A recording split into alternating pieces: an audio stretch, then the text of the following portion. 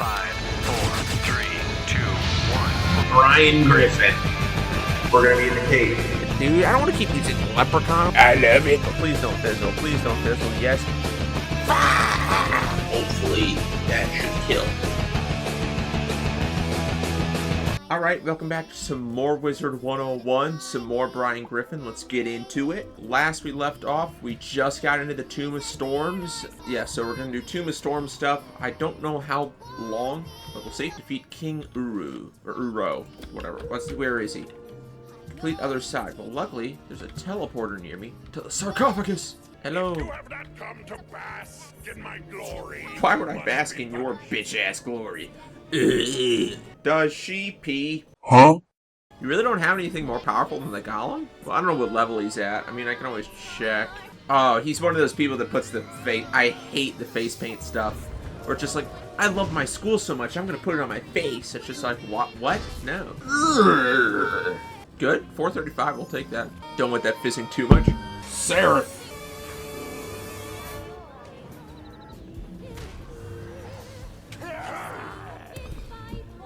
Oh shit, yeah, we won, we beat his ass, okay.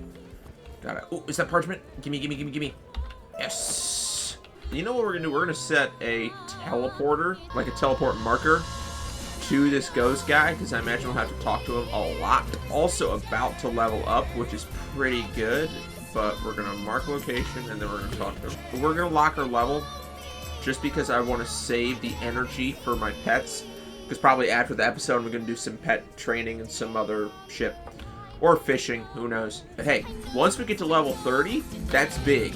Because when we're at level 30, we can get the Olympus outfits. And when we have that, when we're dripped out in that stuff, like, don't get me wrong, the stuff we're wearing right now is pretty fucking good.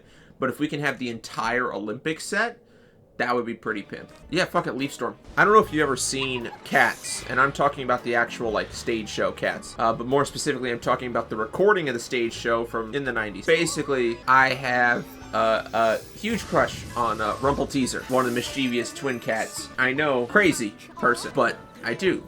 I really like Rumpelteazer. I mean, the actress who plays Rumpelteazer, she's just inherently attractive. But then the character itself, plus being portrayed by her, like, you combine it, and it's just like, oh, yes, of course, me likey. Yeah, but I love Cats. It's such an amazing musical. And people dunk on it, and I don't understand why they do. Because slaps, dude. The songs it. Mungo Jerry and Rumpelteazer. Skimbleshanks the Railway Cat. Its shit goes hard. I absolutely love the musical. To me, it's just so good. It is, without a doubt, like, one of the best musicals, but it's my favorite musical. Which I know some people might, it's like, Cats? Really? Yeah. And the thing is, I don't even like Cats for the story of Cats. That's the funny thing. Like, the story of Cats is, oh, it's the Jellicle Ball every year, where one cat goes to the Heaviside Lair. They get chosen to die and reincarnate. That's Cats. And then you have Grisabella, the glamour cat, who's basically a shunned cat. Used to be Jellicle cat, used to be good and everything like that. But now they're all like, nah, fuck that bitch. And the most memorable song from Cats is Memory. And here's the thing. That's probably my least favorite song from Cats is Memory. It's this big crux of the show. It is the song from Cats. And I'm like, eh. It's probably not my least favorite. It's either like the second song they do or a song halfway through that's like talking about the Jellicle Ball. And I really don't like that song. Like, that song to me is just like poo-poo caca. Okay, Prince Mackay Karanon. Producers, also a very good musical. Okay, so where do we gotta go? So yellow. We have a potion, so if we need more mana, we can get it. Let's try a team up. Questing minimum 2. Well, let's try it. We'll give it like 30 seconds or a minute. But yeah, no, I love Cats. I like the producers as well. But the thing is with Memory, like, it's a good song. Okay. So we're gonna cancel team up. Because we're just gonna team up with him. We're gonna team up with Kane. By God, it's Kane! That's gotta be Kane! Ula, dance again! You will test your might against me, and you will fail. Why even try, weakling? Okay, so Prince Mackay Karnan. So we're gonna boost our well, yeah. Because even though I can kill this crazy slave, no issue. But yeah, cats, just, I don't know, something about it, to me. I just enjoy it so much. But if I were to play any one cat, I honestly would want to play Skimbleshanks the most. Because Skimbleshanks the Railway cat, to me, is just like the cat. Okay, he's a Scottish cat that fucking puts scotch in his tea. Shit's a player. I love him. Also, his song is really cool. And it's the one highlight.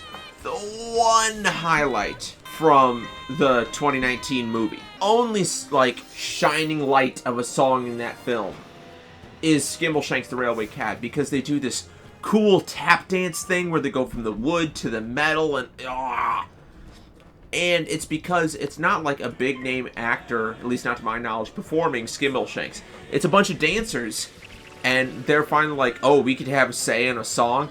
Like all these other like celebrities that you're getting in, Rebel Wilson, James Corden, they're trying to bring their own flair to the characters, which are just like, that's the inherent opposite of what you want to do with an iconic musical or any iconic show, is try to add your own flair to the fucking character.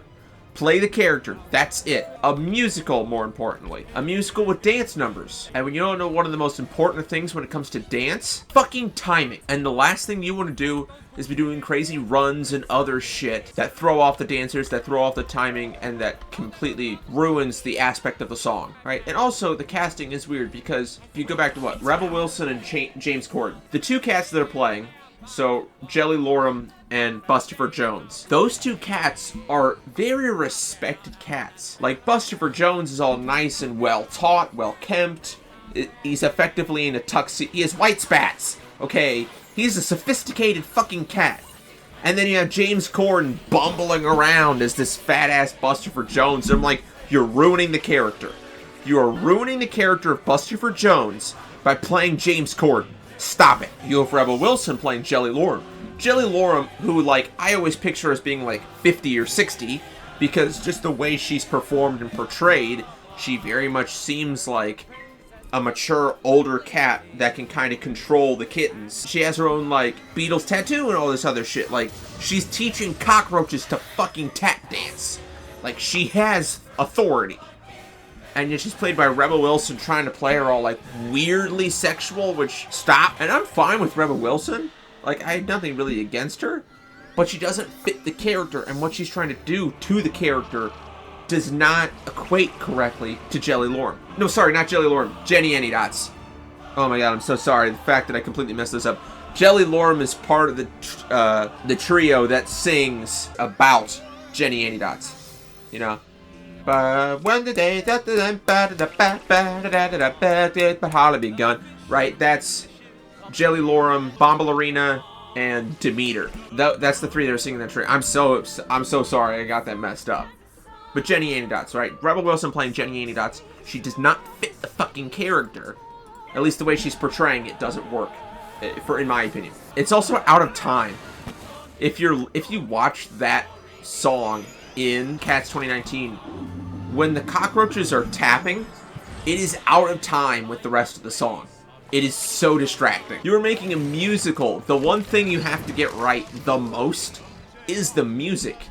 And you're having these cockroaches tap dance at the wrong time. I forget the director's name, but he's the same guy that directed Les Mis, the movie version. And he fundamentally doesn't understand musicals. During Les Mis, they would have the actors portray the songs live without a metronome, and they had a piano player, like, playing along to it. They had to keep pace with what the actor was doing. Threw it completely off. Like, you can look at the behind the scenes of Les Mis, and you're like, oh, this dude does not understand how musicals work and how making a score works. You can literally hear from the composer talking about how basically every single musician has to denote every single measure for the different pace for the different tempo that they have to do, because they let the actors do their own tempo on set. Imagine, hey, we're gonna make an album. By the way, you're gonna have to change every single fucking measure to how I want to sing it. Everybody would shoot you. That's just the truth of it. You would not be allowed in a single studio ever, right? Like, that is absolutely batshit insane thinking. to think like, oh yeah, totally, just go with what the actor sang. That's not how music works. The band doesn't go with the singer goes with the band. Or rather, everybody works at a cohesive tempo and speed. And it's not like he got untrained act. Hugh Jackman had been doing musicals for like, that's what he was known for before he became fucking Wolverine. So he can totally still act and keep up with the time and tempo. People dog on Russell Crowe in Les Mis, but you don't understand. Russell Crowe is an actually good singer and was in a band. It's just his direction in singing and the key he was supposed to be singing in, like all this other stuff, doesn't fit with how he naturally sings well. And so that's like the funny thing. People are like, oh, Russell Crowe, he was fucking shit in Les Mis. It's just like, have you listened to his actual music? The man's good. Tom Hooper. That's the guy's name. You listen to the shit that comes out of Tom Hooper's mouth when directing a musical, and you're like, that guy should not touch any musicals ever. And then you watch Cats, and you're like, oh yeah, this guy should have never fucking touched musicals ever. Because the casting was off. The weird CGI shit, I can kind of forgive if they did it in a more artistic manner, and not just furry person face. If the actual, like, digital effects crew were given more time, and things were done better, I could respect the whole live action aspect of it. What I think would be really cool that they could have fucking done if they're using digital effects is go the Lion King route. Is where you can literally do like realistic looking cats and they're singing. And the dancing might be a problem though, so I guess going with the people works better. But I think that'd be a cool concept, is to have cats and then literally have it performed by obviously Digi-Double cats. That to me sounds like a really cool concept, to take a show that's about cats and make it about cats. That to me is like, oh, of course. That makes total logical sense. I'm no Hollywood director. I have no say of what goes on in those meetings, you know. I have no power. Nice thing is though, Producers was an amazing film, right? If you've ever seen the Producers movie, it's from 2005. It's based off of the musical of the same name. It did aspects that you couldn't do with the stage show on the big screen, which was really, really fun. And it kept a lot of the same cast. I feel there was only like 2 big recastings, and that was Uma Thurman as Ula, and Will Ferrell as the German character. But everybody else was actually from the stage show. That's what's crazy. Like Nathan Lane, Matthew Broderick, Roger Bart. God, what's the other guy's name? I'm blanking on it. Talk to the ghost of Crocotep and the Well Spirits. Cool, looks like we knocked out this dungeon. I got so in my head about fucking cats that I completely lost track of that. Wow. Oh shit, we did it. And then defeat Crocopatra. Okay, Crocopatra is the end of Crocotopia. I want to make this very clear. We've been going for 25 minutes. I want to save this for next episode. Thank y'all for watching. Y'all have a good one. That's the end of the episode. There's buttons. Do whatever the fuck you want. Needle dick. It's the biggest piece of dog shit.